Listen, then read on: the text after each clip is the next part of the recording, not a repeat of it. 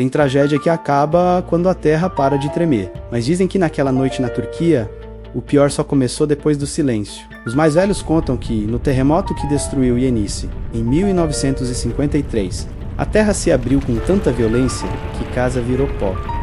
Era noite. O povo mal teve tempo de entender o que estava acontecendo.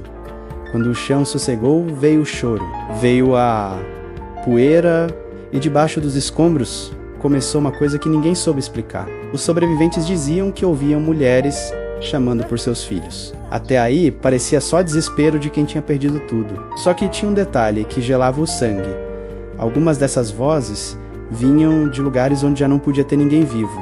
E pior, às vezes a voz chamava o nome certo de quem estava escavando. Um rapaz chamado Kemal passou horas tirando pedra com as próprias mãos, porque jurava ouvir a mãe dele pedindo ajuda.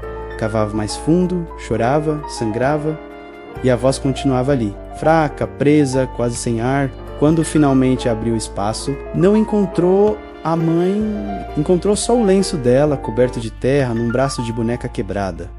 Kemal caiu de joelhos, sem força, sem fala. Foi então que os homens ao redor ouviram também, lá do monte de ruínas, bem atrás deles.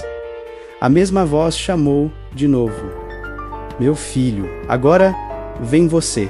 Depois disso, ninguém mais cavou sozinho. Teve gente que saiu viva do terremoto, mas nunca mais saiu debaixo daquela noite. E você, acredita que certas tragédias deixam mais do que destruição?